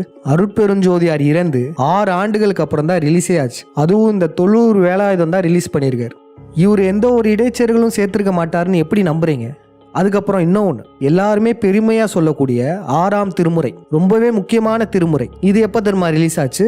1885 தான் ரிலீஸ் ஆச்சு. அருட்பெருஞ்சோதியார் இறந்து சுமார் 10 ஆண்டுகளுக்கு அப்புறம் 6ஆம் திருமுறை வெளியிடப்படுது. அந்த 10 ஆண்டுகள்ல எந்த ஒரு இடைச்செருகளுமே சேர்க்கலன்னு எப்படி நம்ப முடியுது? அதுக்கப்புறம் மிக முக்கியமான ஒன்று, அருட்பெருஞ்சோதியாரின் பேருபதேசம். இது எப்போ தெரியுமா வெளியானது? அருட்பெருஞ்சோதியார் இறந்து 50 ஆண்டுகளுக்கு அப்புறம் வெளியாச்சு. 1924 தான் வெளியாச்சு. இந்த பேருபதேசத்துக்கு அருட்பெருஞ்சோதியாரின் கையெழுத்து பிரதிலாம் கிடையாது. அதாவது அவர் இதை எழுதலை, இதை யாரோ 2 பேர் தான் எழுதியிருக்காங்க. அந்த எழுதினவங்க பேரு கூட இப்போ வரையும் யாருக்கும் தெரியாது. அதனால இனிமே ஒரு புக்கை படிங்கன்னு சொல்றதுக்கு முன்னாடி அந்த புக்கு சரியானதான்னு முதல்ல யோசிச்சு பாரு. ஒரு புக்கு படித்து மனப்பாடம் பண்ணுறதுல எந்த ஒரு பெருமையுமே கிடையாதுங்க. மனப்பாடம் பண்ணி தெரிஞ்சுக்கிற அறிவு வேற, அனுபவ அறிவு வேற. இப்போ இந்த பின்னூட்டங்களுக்கான பதிலை சொல்லிட்டோம். இப்போ அடுத்து இதுதான் ரொம்ப இன்ட்ரெஸ்டிங்காக இருக்க போகுது. அது என்னதுன்னா, அருட்பெருஞ்சோதியாரின் புகைப்படங்கள். இப்போ வரையும் அருட்பெருஞ்சோதியாரின் புகைப்படங்கள் இல்லை, அவருடைய ஓவியங்கள் தான் இருக்கு. இந்த புகைப்படங்கள்லாம் இல்லாததுக்கு காரணம் என்ன சொல்றாங்கன்னா, அருட்பெருஞ்சோதியாரின் உடல் ஒளி உடலா மாறிடுச்சு. அதனால புகைப்படத்துல ஒழுங்கா விழல. போட்டோ எடுத்து பார்த்தா அவருடைய உடை மட்டும் தான் தெரியுது, ஒளி உடம்பு மட்டும் தான் தெரிஞ்சது, பிரகாசமா தெரிஞ்சது. அதனாலதான் அவருடைய புகைப்படம் இப்போ வரையும் இல்லைன்றாங்க. இந்த கருத்தை இனிமே யாரும் சொல்ல போறது இல்லைங்க. ஏன்னா நம்ம இப்ப கேட்க போற கேள்வி அந்த மாதிரி இருக்கும்.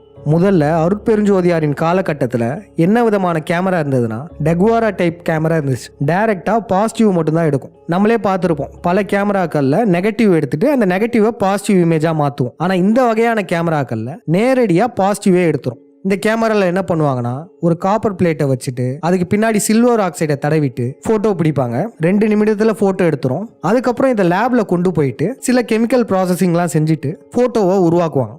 இது டைரக்ட் பாசிட்டிவ்னால நம்மளால பல காப்பீஸ் எடுக்க முடியாது. ஏன்னா நெகட்டிவ் இருந்தா பல காப்பீஸ் எடுக்க முடியும். அதனாலேயே இந்த கேமரால எடுக்கக்கூடிய புகைப்படங்கள் எல்லாம் ரொம்ப பாதுகாப்பா வச்சிருப்பாங்க. இப்ப நம்ம ஏன் இதை சொல்றோம்னா, முன்னாடி சொன்னாங்கல்ல அருட்பெருஞ்சோதியாரின் புகைப்படம் இப்ப வரையும் இல்லாததுக்கான காரணத்தை சொன்னாங்கல்ல. என்ன காரணம் சொன்னாங்க? அருட்பெருஞ்சோதியாரின் உடல் ஒளி உடம்பா இருந்துச்சு, அதனால போட்டோல ஒழுங்கா தெரியல, அவருடைய ஆடைகள் மட்டும்தான் தெரிஞ்சது, அவருடைய உடம்பு தெரியல, பிரகாசமான ஒளியா இருந்துச்சு அப்படிலாம் சொல்றாங்கல்ல. இவங்க கிட்ட எல்லாம் என்ன கேட்கறோம்னா, அந்த 8 முறை எடுக்கப்பட்ட போட்டோஸ் எல்லாம் எங்க போச்சு? போட்டோல இவருடைய உடம்பு விழலன்றாங்க. சரி, அந்த போட்டோஸ் எங்க போச்சு? கிழிச்சு போட்டாங்களா? அதுவும் 1 முறை 2 முறை இல்லை, 8 முறை எடுத்ததா சொல்றாங்க. 8 முறை எடுத்த போட்டோஸும் காணாம போயிடுச்சா? இவங்க மிகப்பெரிய அற்புதத்தை சொல்றாங்க. இது ஒரு மிராக்கிள். அப்ப இது எவ்வளவு பாதுகாப்பா வச்சிருக்கணும்? அப்ப அந்த 8 முறை எடுக்கப்பட்ட போட்டோஸுமே எங்க போச்சு? அப்ப இங்க உண்மை என்னது? இவங்க சொல்லிட்டு இருக்க இந்த விடயம் ஒரு பொய். இது உண்மையாக இருந்திருந்தால் எடுக்கப்பட்ட புகைப்படங்கள்லாம் இப்ப இருந்திருக்கும். அந்த புகைப்படங்கள்லாம் இல்ல, காரணம் போட்டோஸும் எடுக்கல. அதனால இனிமே யாராச்சும் இந்த போட்டோ கதை விட்டாங்கன்னா அவங்ககிட்ட என்ன கேக்குறீங்கன்னா, அந்த 8 முறை எடுக்கப்பட்ட போட்டோஸ் என்ன ஆச்சுன்னு கேளு. இந்த மாதிரிலாம் ஏன் சொல்றாங்கன்னா, இப்படிலாம் சொன்னாதான் கடைசியில இவர் மறைஞ்சிட்டாருன்னு சொன்னா மக்கள் ஏத்துப்பாங்க. அதனாலதான் பல பொய்யான மிராக்கிள்ஸை சொல்லி வச்சிருக்காங்க. இன்னொரு எடுத்துக்காட்டு சொல்றோம் பாருங்களேன். சத்திய ஞான சபையை சுற்றி உள்ள இந்த இரும்பு சங்கிலிகள், இந்த இரும்பு சங்கிலிகள் நீண்ட நாட்களாக துருப்பிடிக்காம உடையாம இருக்கு. பல 100 வருடங்கள் ஆயிடுச்சு, ஆனாலும் துருப்பிடிக்காம இருக்கு, உடையாம இருக்கு. அது மட்டும் இல்ல, ஒவ்வொரு சங்கிலிக்கான அந்த ஜாயிண்ட் இருக்கும்ல, இணைப்பு, அதை இந்த சங்கிலியில நம்மளால பார்க்கவே முடியாது. இதை பத்தி மக்கள் என்ன சொல்றாங்கன்றத பாருங்களேன். இதுதான் அந்த அதிசய சங்கிலி. அதனால பின்னப்பட்டது எப்படி செய்யப்பட்டது எதுவுமே தெரியாது. இன்னைக்கு வரைக்கும் எப்படி இதை பின் பண்ணாலும் தெரியாது. வலுவலுன்னு இருக்கு. அப்படியே இருக்குல்ல, எப்படி நினைச்சாங்க? இல்ல, இங்க ஒரு ஜாயிண்ட் வரணும்ல. எதுவுமே இல்ல. இந்த அதிசய சங்கிலியை பாத்தீங்கன்னா ஒரு சங்கிலியும் இன்னொரு சங்கிலியோட இணைக்கும் போது ஒரு ஜாயிண்ட் இருக்கும். ஆனா இது எந்த ஜாயிண்ட்டுமே இல்லாம பின்னி படர்ந்து இருக்கும். இது ஒரு சங்கிலியில கண்ணி செய்யணும்னா அதுக்கு வந்து ஒரு இணைப்பு ஜாயிண்ட் இருக்கணும் இல்லையா? இங்க எங்கேயா ஜாயிண்ட் இருக்கா பாருங்களேன். எந்த இடத்துலயா ஜாயிண்ட் இருக்கா பாருங்க. யோகாமணி சார் நம்ம காமிக்கிறாங்க பாருங்க, தெரியுதுங்களா? இன்னும் நல்லா கூட நான் காமிக்கிறேன். ஜாயிண்ட்டே இல்லை பாருங்க. இணைப்பு இருக்கணும்னா ஜாயிண்ட் இருக்கும், ஜாயிண்ட் இல்லை, எங்கேயுமே இல்லை. ரொம்ப ஒரு என்ன சொல்றது, பிரமிக்க வைக்கிற ஒரு விஷயம் இது. இந்த சங்கிலி வந்து நூற்றுக்கணக்கான வருடங்களாக இங்கே இருக்கு. ஆனால் அப்படி ஒன்றும் துருவெல்லாம் ஏறலை, எதுவும் கெட்டு போகலை. சாதாரணமாக நீங்கள் வீட்டில் ஒரு இரும்பு சங்கிலியோ இரும்பு பொருளையோ ஒரு 2-3 நாளைக்கு எடுக்கலைன்னா கூட தூசி படிஞ்சு துரு பிடிச்சிரும். ஆனால் இதில் எதுவும் அப்படி ஆகாமல் இருக்குது பாருங்க. எவ்வளோ ஒரு அற்புதமான விஷயம். இதில் இன்னும் நிறைய மறைப்பொருள்கள் இருக்குது. இதை ஒரு மிஸ்ட்ரியா, விடை தெரியாத புதிரா 2 நூற்றாண்டுகளாக வச்சுருக்காங்க. இதுக்கான விடையை சொல்லிடலாமா? இந்த சங்கிலியை உத்து பாருங்களேன். மற்ற சங்கிலியை விட இது கொஞ்சம் டிஃப்ரெண்ட்டாக இருக்குல்ல. அதுக்கு காரணம் என்ன? இந்த நடுவில் இருக்கிற இந்த பகுதி தான். சாதாரண இரும்பு சங்கிலிகள்லாம் இந்த பகுதி நம்ம பார்க்கவே முடியாது. இந்த பகுதி தாங்க நமக்கு கிடைச்ச க்ளூ. இந்த சங்கிலியுடைய ஆங்கில பெயர் என்னதுன்னா ஸ்டட் லிங்க் செயின். இந்த சங்கிலி தயாரிக்கப்படக்கூடிய ஒரே இடம் என்ன தெரியுமா? கப்பல் கட்டும் இடம். ஏன்னா கப்பல்களுடைய ஆங்கருக்கு தான் இந்த சங்கிலியை பயன்படுத்துவாங்க. கப்பல்களுடைய ஆங்கருக்கு இந்த சங்கிலியை பயன்படுத்துவாங்களே தவிர வேற எதுக்கும் பயன்படுத்த மாட்டாங்க. ஏன் அந்த ஆங்கருக்கு மட்டும் பயன்படுத்துறாங்க? காரணம் இதனுடைய இந்த டிசைன் தான். இந்த நடு பகுதி இருக்குல்ல, இது இருக்கிறதுனால என்ன ஆகும்னா அந்த சங்கிலி மிக வலிமையா இருக்கும், அவ்வளோ சீக்கிரம் உடையாது. அதுக்காக தான் கப்பல் நங்கூரத்துல பிரத்யேகமா பயன்படுத்துறதுக்காகவே இந்த சங்கிலி உருவாக்கப்பட்டது. மற்ற இடங்கள்லாம் பயன்படுத்த மாட்டாங்க. இப்போ இந்த மிராக்கிளுக்கான விடை தெரிஞ்சிருச்சா? இந்த சங்கிலி நீண்ட நாட்களாக உறுதியா இருப்பதற்கான காரணம் இந்த நடுப்பகுதி டிசைன் தான். அப்புறம் இந்த சங்கிலி 200 ஆண்டுகளுக்கு அப்புறமும் துருப்பிடிக்காம இருக்கிறதுக்கான காரணமும் இது கப்பல்ல பயன்படுத்தக்கூடிய சங்கிலி. இந்த கப்பல் நங்கூரம்லாம் இருக்குல்ல, இதெல்லாம் கடல் தண்ணியில போடுவாங்க. சாதாரண இரும்பு சீக்கிரமே துருப்பிடிக்கிறனால அது உடஞ்சு போயிடும். அதனாலேயே கப்பல்ல பயன்படுத்தக்கூடிய சங்கிலிகளை மட்டும் துருப்பிடிக்காத அளவு ஜிங்க் கோட்டிங் செஞ்சிருப்பாங்க. அப்படிப்பட்ட ஜிங்க் கோட்டிங் செய்யப்பட்ட சங்கிலி தான் இந்த சங்கிலி. அதனாலதான் 200 ஆண்டுகள் கடந்தும் இந்த சங்கிலி நல்லா இருக்கு. அதுக்கப்புறம் இந்த சங்கிலியில ஜாயிண்ட் லிங்கே இல்லைன்னு சொல்றாங்கல்ல, அது ஏன் தெரியுமா கண்டுபிடிக்க முடியல? இந்த கப்பலுக்காக உருவாக்கக்கூடிய இந்த சங்கிலி எக்காரணத்து கொண்டு உடஞ்சிடக்கூடாதுன்றதுக்காகவே அந்த ஜாயிண்ட்டையே ஒன்னா சேர்த்து மோல்டு பண்ணிடுவாங்க. அதனாலதான் அந்த ஜாயிண்ட் இருக்கிறதே தெரியாது. இதுல பாருங்க, இந்த விழயத்துல அதே சங்கிலி தான், ஆனா பெரிய அளவிலான சங்கிலி. அது எப்படி செய்யறாங்கன்னு பாருங்களேன். ரெண்டையும் கோர்த்துட்டு அந்த அதிகபட்ச வெப்பத்தில் இருக்கும்போதே அந்த ஜாயிண்ட்டை சேர்த்து ஸ்மூத் ஆக்கிடுறாங்க பாருங்க.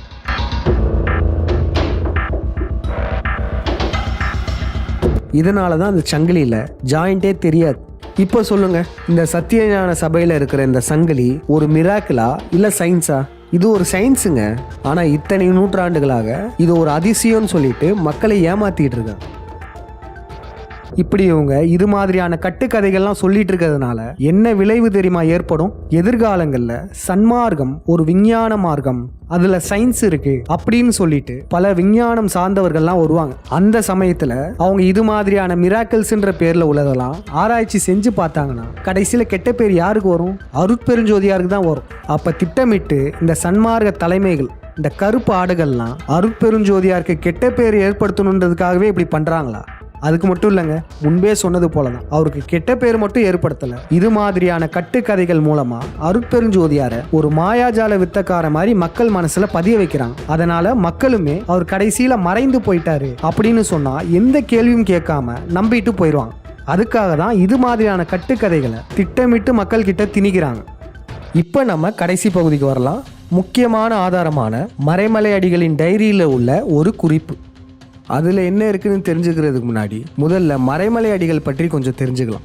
இவர் 1876ஆம் ஆண்டு பிறந்திருக்காரு. அதாவது அருட்பெருஞ்சோதியார் இறந்து 2 ஆண்டுகளுக்கு அப்புறம் பிறந்திருக்காரு. அந்த காலகட்டத்தில் பார்த்தீங்கன்னா இந்த யூத பிராமணர்கள் மணிப்பிரவாள நடைன்னு ஒன்று கொண்டு வந்தாங்க.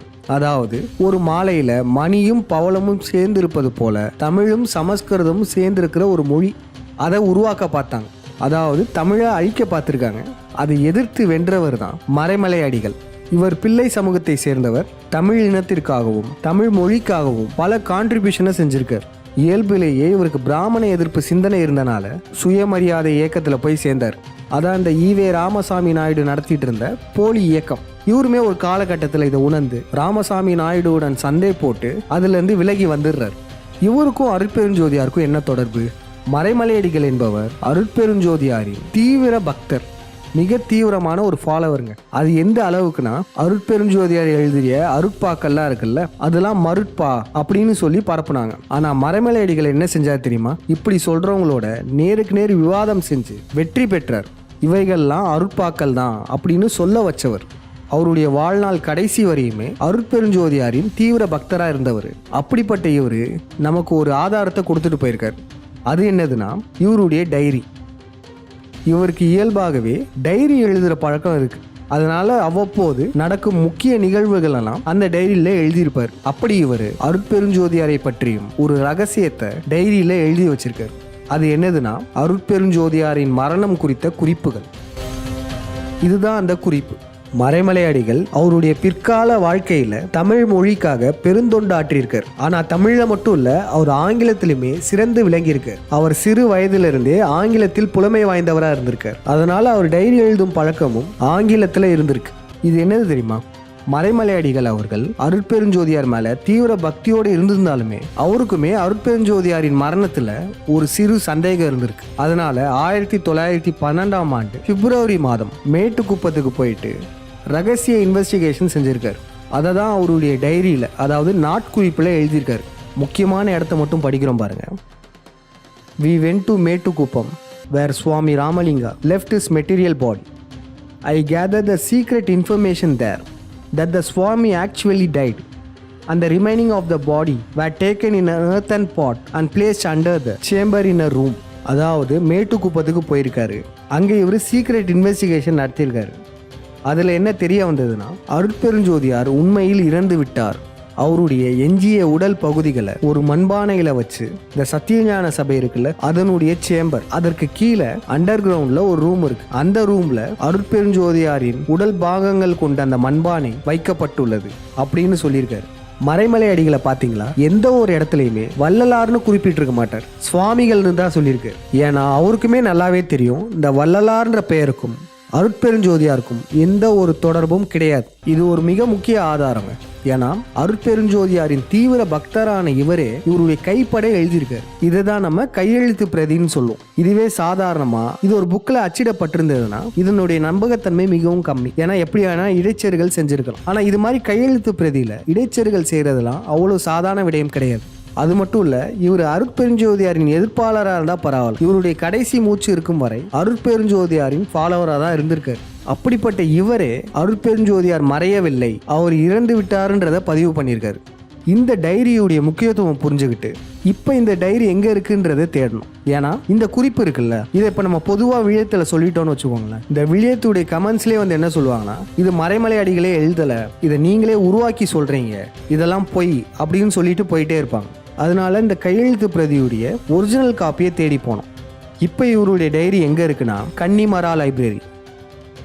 இந்த கன்னிமரா லைப்ரரியின் வளாகத்திலேயே பின்னாடி பில்டிங்ல மறைமலை அடிகளுக்குன்னே ஒரு செக்ஷன் இருக்கு. அங்கே இவருடைய கையெழுத்து பிரதி, இவருடைய டைரி இருக்கு. அதனால நம்ம அந்த லைப்ரரிக்கு போனோம். அங்க போயிட்டு நம்ம மறைமலை அடிகளுடைய டைரியை கேட்டோம். அதுக்கு அந்த லைப்ரரியன் திருப்பி நம்ம கிட்ட என்ன தெரியுமா கேட்டாங்க, நீங்க யாரு, எதுக்காக அந்த டைரியை கேட்குறீங்கன்னு கேட்டாங்க. மறைமலை அடிகள் டைரி, டைரி நோட்ஸ்ன்னு இருக்கும். ஆமாம், அது இங்கிலீஷ் வெர்ஷன். நெட்டில் பார்த்தேன். ஆமாம், ஆமாம் கிடையாதுன்னாங்க. ஆமாம், இங்கே வந்து தான் படிக்க முடியும் அப்படின்னு. அது பிரிண்டிங்கில் இல்லை, ஒரு கையெழுத்து பிரதி தான் இருக்குது. அது எங்கே இருக்காது? இங்கே தான் இருக்குது.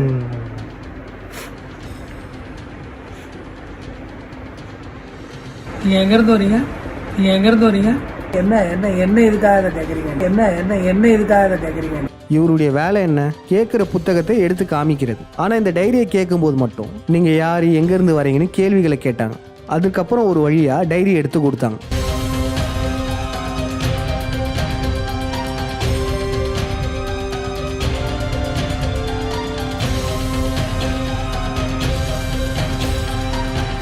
ஆனால் அந்த டைரி பார்த்தீங்கன்னா 1916 1943 ஆண்டு வரையும் தான் இருக்கு. நமக்கு தேவை 1912 அந்த ஆண்டுக்கான டைரி தான் தேவை. அதனால அந்த டைரியை கேட்டோம். அதுக்கு அந்த லைப்ரரியன் என்ன சொல்றாருன்றதை கேளுங்களேன். 1916 to 1943. அப்போ அதுக்கு முன்னாடி உள்ளது வேற புக்கு தேடணும். நிறைய புக்கு இருந்ததுனால அங்கே தேடணும். எங்கே இருக்குன்னே தெரியல. இங்கே வேணா தேடி பார்க்கலாமா? இந்த இப்போ தேட முடியாது. அதை முன்னாடி ஹால் வந்து மேலே 3வது மாடியில் இருக்கும்போது இதே மாதிரி பெரிய ஹாலில் தனித்தனியாக இருந்தது. ஒவ்வொரு ரேக்லேயும் ஒவ்வொரு புக்ஸ் நாங்கள் வச்சுருந்தோம். இப்போ எடுத்து கொண்டாந்து இப்போ மொத்தமாக இப்போ அடுக்கி வச்சுட்டு எல்லாத்தையும் மிக்ஸ் பண்ணிட்டாங்க. தனித்தனியாக இப்போ அடுக்கலை. எடுத்து நான் செஞ்சுட்டு இருக்கிறேன். நான் ஒரு ஆள் தான் இருக்கிறேன். அதனால் செஞ்சுட்டு இருக்கிறதால கொஞ்சம் கொஞ்சமாக கிடைக்கிறத எடுத்து வைக்கிறேன். டைம் ஆகும் கொஞ்சம் எடுத்து இது பண்ண. எடுத்தா குப்பையாயிரும். நல்லா மழுப்பி இருக்காருங்க. இவர் பேசுறதுலேருந்தே தெரியுது பக்காவாக பொய் சொல்றாரு.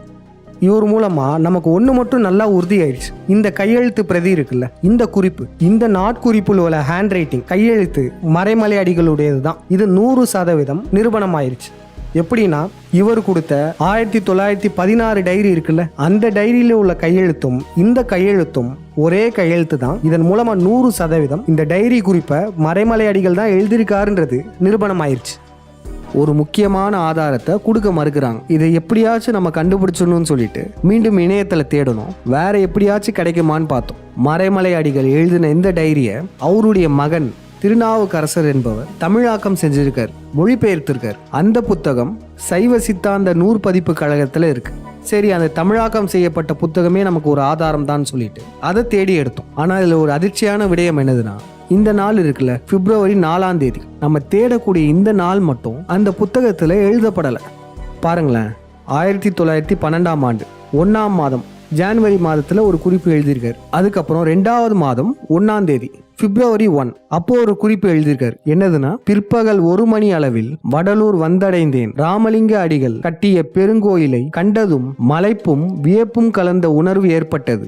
இதுதான் பிப்ரவரி 1ஆம் தேதி எழுதியிருக்காரு. அதுக்கப்புறம் பிப்ரவரி 2ஆம் தேதி பாருங்க, ராமலிங்க அடிகள் சபையில் சன்மார்க்கம் பற்றி பேசினேன். அடிகள் ஏற்படுத்திய முறைகளை மாற்றி தன்னலத்துக்காக நுழைந்துள்ளனர் என்று கடிந்து பேசினேன். அதாவது மறைமலை அடிகள் சத்தியஞான சபைக்கு போயிருக்காரு, அங்க சன்மார்க்கம் பற்றி உரையாற்றிருக்காரு. அருட்பெருஞ்சோதியார் ஏற்படுத்திய முறைகள் எல்லாம் ஒரு சிலர் அதை மாத்திருக்காங்க, வேற சடங்குகள் செஞ்சிருக்காங்க அப்படின்னு சொல்லியிருக்காரு. இது 2ஆம் தேதி. நமக்கு எத்தனாம் தேதி தேவை? 4ஆம் தேதி தேவைப்படுது. ஆனா பாருங்க, 1ஆம் தேதி இருக்கு, 2ஆம் தேதி இருக்கு. அதுக்கப்புறம் நேரா 29ஆம் தேதி, மூட்டை பூச்சி கொசு தொல்லையினாலும் சாக்கடை நாற்றத்தினாலும் சென்னையில் நேற்றிரவு உறங்க இயலவில்லை. இது 29ஆம் தேதி. எங்கெங்க அந்த 4ஆம் தேதி போச்சு? 1ஆம் தேதி வடலூருக்கு போறாரு, 2ஆம் தேதி சத்தியஞான சபைக்கு போறாரு, 4ஆம் தேதி மேட்டுக்குப்பத்துக்கு போனதுக்கான குறிப்பு எங்க போச்சு? இதை பார்த்த உடனே மேலும் அதிர்ச்சி ஆனோம். ஏன் தெரியுமா? திட்டமிட்டு இந்த 4ஆம் தேதிக்கான குறிப்பை இந்த சைவ சித்தாந்த கழகம் நீக்கியிருக்காங்க. மறைமலை அடிகள் எழுதின ஒரு முக்கிய குறிப்பை திட்டமிட்டு மறைக்கிறாங்க. இந்த டைரி குறிப்புன்றது மிக முக்கிய ஆதாரம். இப்போ இந்த குறிப்பை நம்ம அப்படியே தேடாம விட்டோம்னு வச்சுக்கோங்களேன், என்ன நடக்கும்னா, சில காலங்களுக்கு அப்புறம் இப்படி ஒரு குறிப்பே இல்லைன்னு சொல்லுவாங்க. மறைமலை அடிகள் அப்படி எழுதவே இல்லைன்னு சொல்லிடுவாங்க. அதனால இந்த மிக முக்கிய ஆதாரத்தை எப்படியாச்சும் மீட்டெடுக்கலான்றதை யோசிச்சோம். இந்த கன்னிமரா லைப்ரரியில ஒரிஜினல் காப்பி தரமாட்டுறாங்க. அதனுடைய தமிழாக்கத்திலையும் இந்த குறிப்பை திட்டமிட்டு தூக்கியிருக்காங்க. வேற ஏதாச்சும் ஒரு வழி இருக்கான்னு தேடணும். அப்பதான் நமக்கு இன்னும் ஒரு வழி கிடைச்சது. அது என்னதுன்னா, ஜட்ஜ் வி பலராமையா எழுதின இந்த புத்தகம். இந்த புத்தகத்துடைய பேர் வள்ளலாரின் மறைவு, சித்தியா மரணமா. இந்த புத்தகத்தை எழுதினவர் ஒரு நீதிபதி, ரிட்டையர்ட் நீதிபதி. இவர் ஒரு சித்த வைத்தியரும் கூட. இந்த நீதிபதி எழுதின புக்கில் என்ன ஸ்பெஷாலிட்டி தெரியுமா? இவருமே அருட்பெருஞ்சோதியார் மறையவில்லை, இறந்துதான் போயிருக்காருன்னு இவருடைய புத்தகத்துல நிறுவியிருக்காரு. இந்த புத்தகத்துல முக்கியமான பாயிண்டே மறைமலை அடிகளுடைய ரெஃபரன்ஸ் தான். அவரால் எழுதப்பட்ட இந்த டைரி நோட் தான் இந்த புத்தகத்துடைய முக்கியமான பாயிண்ட். அது மட்டும் இல்ல, இந்த ஜட்ஜ் வி பலராமையா என்பவர் இவருமே அருட்பெருஞ்சோதியாரின் தீவிர பக்தராக இருந்திருக்காரு. இந்த நீதிபதி மறைமலை அடிகளின் இந்த டைரியை வச்சு சொல்லியிருக்காருன்னா, நிச்சயமாக அந்த புத்தகத்துல மறைமலை அடிகளின் இந்த குறிப்போடைய போட்டோ இருந்திருக்கும். பல முக்கியமான லைப்ரரிகளில் இந்த புத்தகத்தை தேடி பார்த்தோம். ஒவ்வொரு லைப்ரரியிலையுமே இந்த புத்தகத்தை பற்றி நம்ம கேட்டோம்னு வச்சுக்கோங்களேன், அவங்க திருப்பி நம்ம கிட்ட கேட்குற கேள்வி என்ன தெரியுமா? நீங்கள் யாரு, உங்களுக்கு எதுக்கு இந்த புத்தகம் தேவை? இந்த கேள்வியை தான் எல்லா லைப்ரரியிலையும் கேட்குறாங்க. அந்த புத்தகம் எங்ககிட்ட இல்லைன்னு சொல்லிடுறாங்க. ஹலோ, வணக்கம். சென்னையில இருந்து பேசுறேன். சொல்லுங்க. இல்ல 2-3 புக்கு வேணும், என் ஃப்ரெண்ட கேட்டிருந்தேன், அதான் உங்க நம்பர் கொடுத்தா. அப்படி என்ன நம்ம புத்தகம்? வள்ளலார் மறைவு. இல்ல அதெல்லாம் இல்லைங்க, அந்த புத்தகம்லாம் இல்லை. யார் கொடுத்தா இந்த நம்பர்? என் ஃப்ரெண்டு சதீஷ்னு ஒருத்தன். ஆனா அந்த மாதிரி புத்தகம் வேற எங்க கிடைக்கும்? எனக்கு தெரியாதுப்பா, எனக்கு தெரியாது. தெரியாதுங்களா? இல்ல நான் இப்ப லைப்ரரி வச்சிருக்கனால பொதுவா தெரியும்ல தான் கேட்க. பார்த்துக்கிட்டிங்களா எவ்வளோ பிளான்டாக நம்மக்கிட்ட இருந்து இந்த புத்தகத்தை மறைக்கிறாங்க. ஏன் மறைக்கிறாங்க? இந்த புத்தகத்தில் மறைமலை அடிகளுடைய ரெஃபரன்ஸ் இருக்குது, அதனாலேயே திட்டமிட்டு இந்த புத்தகத்தை மறைக்கிறாங்க. இந்த புத்தகத்தை எழுதின இந்த ஜட்ஜுடைய நெருங்கிய உறவினர்கிட்ட நம்ம பேசி பார்த்தோம். அவர் என்ன சொல்றாருன்னா, இந்த புத்தகம் எழுதினதுக்கு அப்புறம் முதல் பதிப்பு வெளியிட்டிருக்காங்க, ஃபர்ஸ்ட் பப்ளிகேஷன். ஆனா அது வெளியிட்டதுக்கு அப்புறமே இந்த சன்மார்க்க சங்க தலைமைகள்லாம் சேர்ந்து இந்த புக்கை எழுதின ரிட்டையர்ட் ஜட்ஜுக்கு பெரிய நெருக்கடிகள் கொடுத்துருக்காங்க. ஹலோ. ஐயா வணக்கம் ஐயா.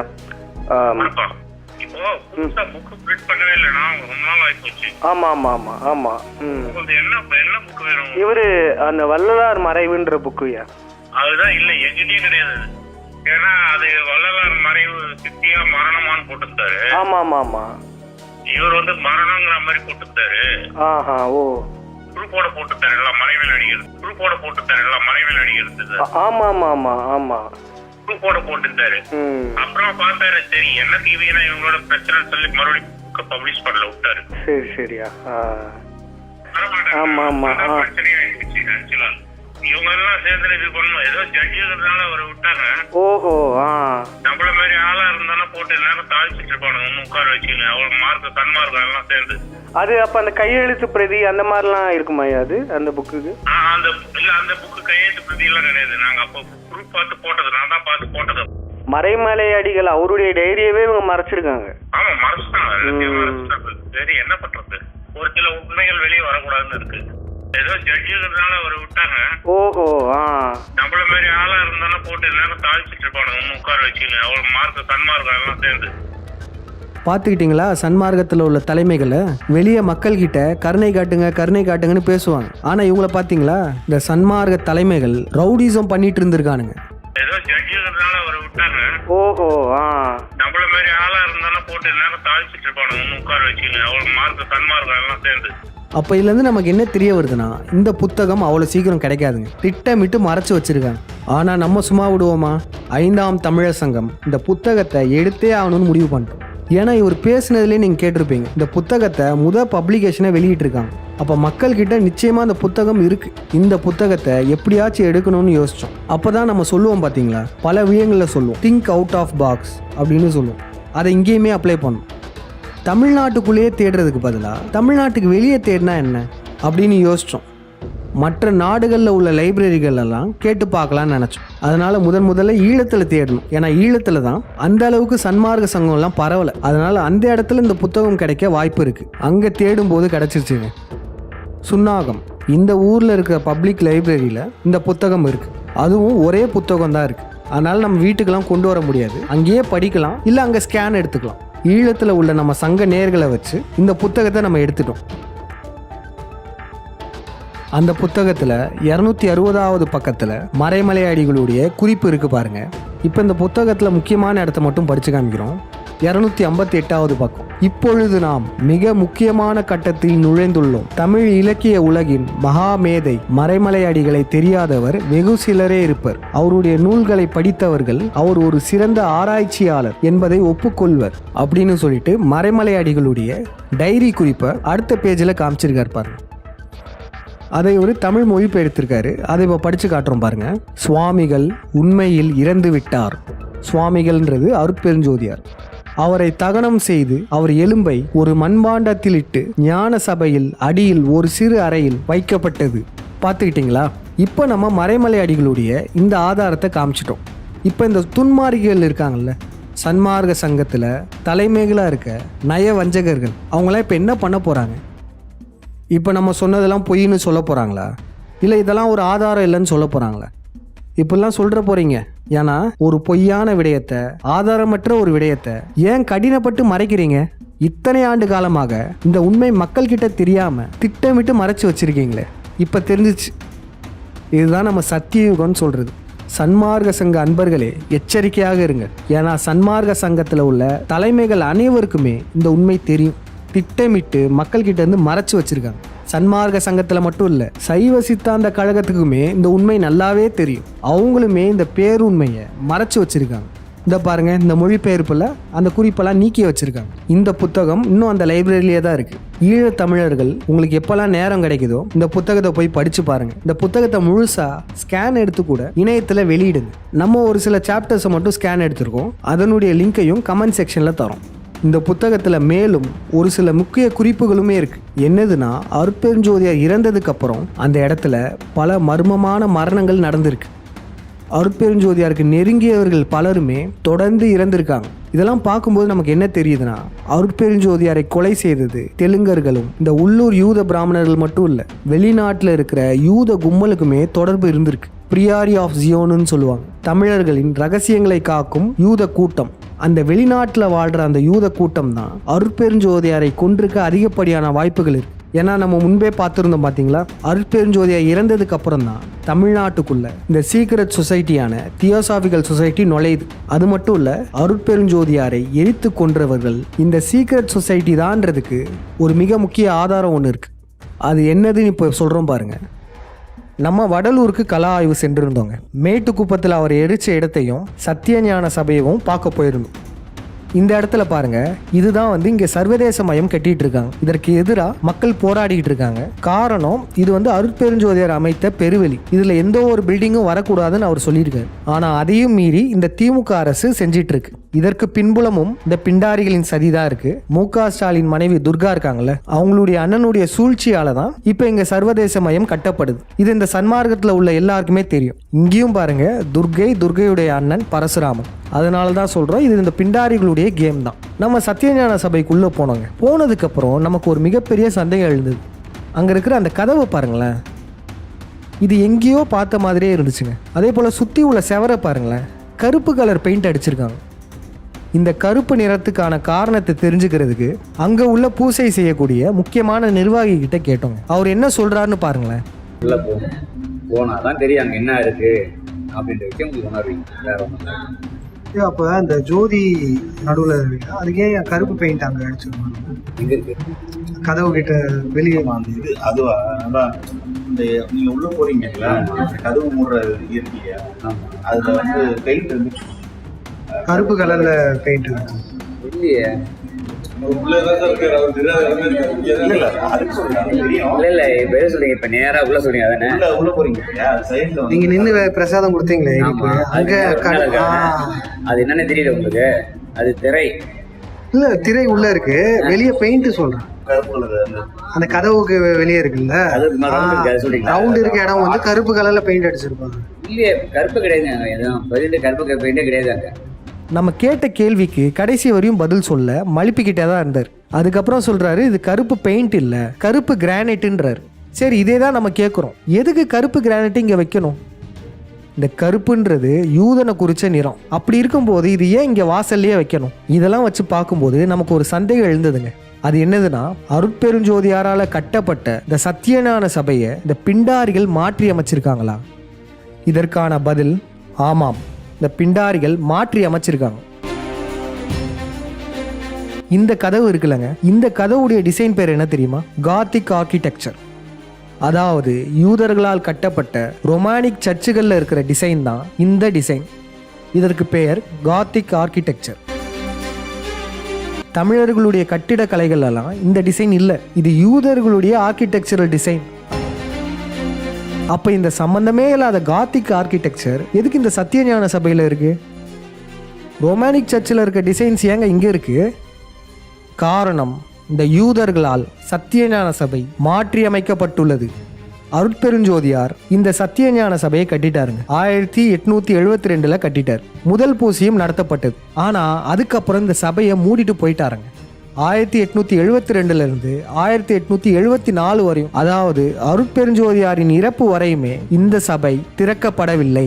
இந்த சபை பூட்டியே தான் இருந்திருக்கு. இன்னும் சொல்ல போனா, அருட்பெருஞ்சோதியார் இந்த சபையை பூட்டிட்டு சாவியை எடுத்துட்டு மேட்டுக்குப்பத்துக்கு போயிட்டார்.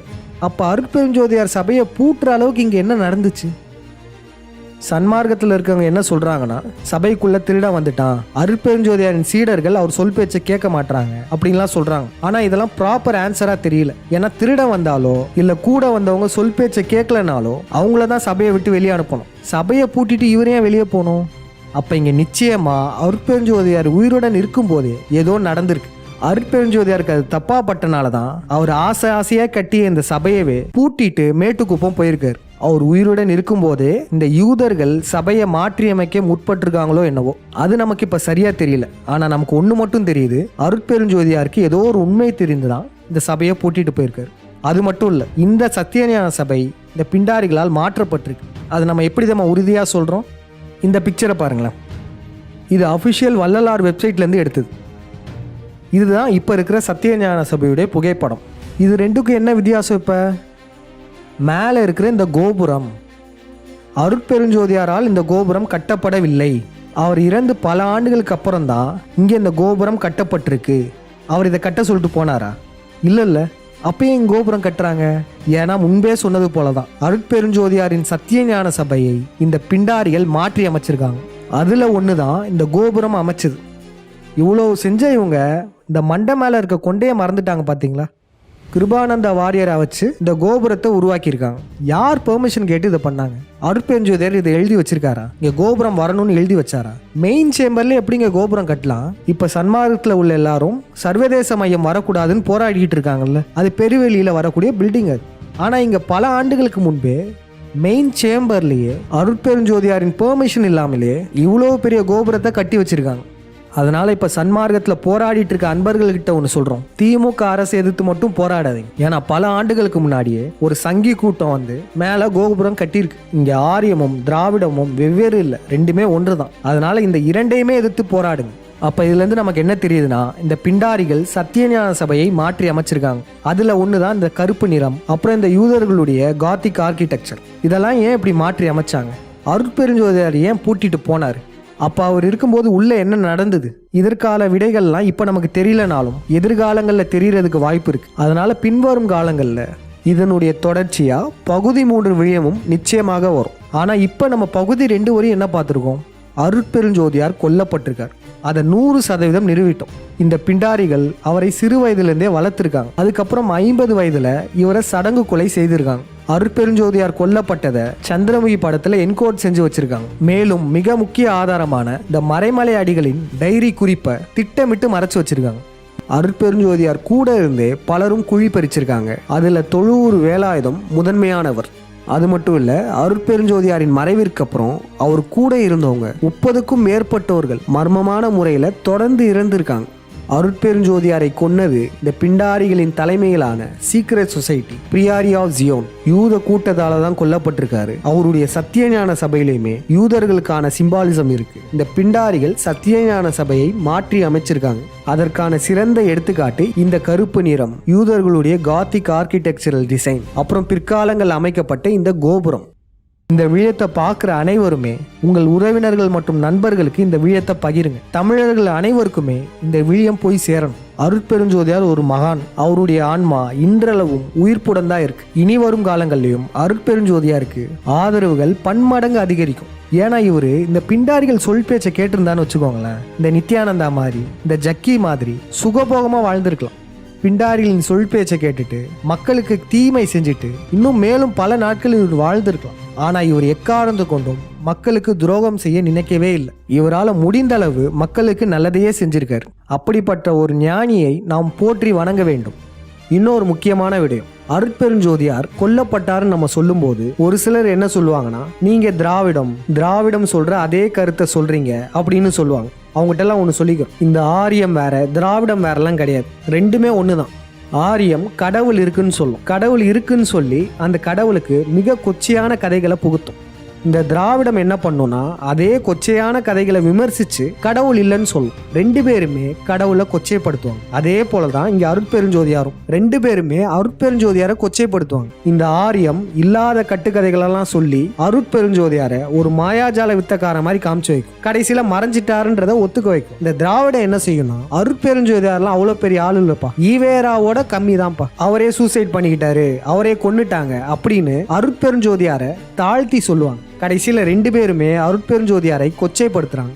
ஆனா நம்ம எது உண்மையோ அதை ஆதாரபூர்வமா எடுத்து மக்கள் கிட்ட சொல்றோம். இந்த விழம் வெளியானதுக்கு அப்புறம் ஒவ்வொரு தமிழனுக்குமே அருட்பெருஞ்சோதியார் மேல அளவு கடந்த மரியாதை வரும். இனிமேல் பாருங்க, சத்தியஞான சபைக்கு கூட்டம் அதிகமாக வரும். அந்த கூட்டம் வேற யாரும் இல்ல, விழிப்புணர்வு உள்ள தமிழர்கள். இப்ப நம்ம சொன்ன உண்மையெல்லாம் தெரிஞ்சுட்டு இனிமே சத்தியஞான சபைக்கு விழிப்புணர்வு உள்ள மக்கள் கூட்டம் வர்றது அதிகரிக்க தான் போகுது. உங்கள பல பேருக்குமே இப்போ ஒரு கேள்வி எழுந்திருக்குங்க, இவ்வளவும் செஞ்ச இந்த பிண்டாரிகளை நம்மளால எதுவும் பண்ண முடியாதா அப்படின்ற ஒரு கேள்வி எழுந்திருக்கும். அதுக்கு இந்த விழத்தை பாருங்களேன். It was mayhem. It was the most awesome thing you could ever do. I tell people it's the most fun you could ever have with your clothes on, I promise. இது ஆஸ்திரேலியால காட்டு பன்றிகளை வேட்டையாடும் விழியம். அந்த காட்டுல காட்டு பன்றிகள் அதிகமானதுனால என்விரான்மெண்ட்டே பாதிச்சிருக்குன்றாங்க, சுற்றுச்சூழலையே கெடுத்து வச்சிருக்குன்றாங்க. அது அதிகமா குட்டி போடுறதுனால அந்த காட்டுக்கே ஆபத்துன்றாங்க. அதனால அங்க காட்டு பன்றிகளை வேட்டையாடுறாங்க. இப்படி இந்த காட்டு பன்றிகளை வேட்டையாடுறது சுயநலம்னு நினைச்சிடாதீங்க. இப்படி சுடுறதுலாம் அந்த காட்டையே காப்பாற்றக்கூடிய மிகப்பெரிய பொது நலம். இந்த காட்டு பன்றிகளுக்கெல்லாம் இறக்கம் காமிக்க ஆரம்பிச்சோன்னு வச்சுக்கோங்களேன், காட்டையே அழிச்சிரும். அது மட்டும் இல்ல, விவசாயிகளுக்கே எதிரானது இந்த காட்டு பன்றிகள். இந்த பன்றிகளுக்கெல்லாம் நம்ம கருணை காட்ட ஆரம்பிச்சிட்டோம்னா நம்ம நிலத்தையே அழிச்சிரும். அதனால இந்த தேவையில்லாத ஜந்துக்களை விரட்டி அடிப்பது ஒவ்வொரு தமிழனின் கடமை. சன்மார்க்க சங்கத்தில் இருக்கும் ஒவ்வொரு தமிழனும் இது போன்ற பன்றிகளை விரட்ட பாருங்க. அருட்பெருஞ்சோதியார் உங்களுக்கு துணையாக நிற்பார்.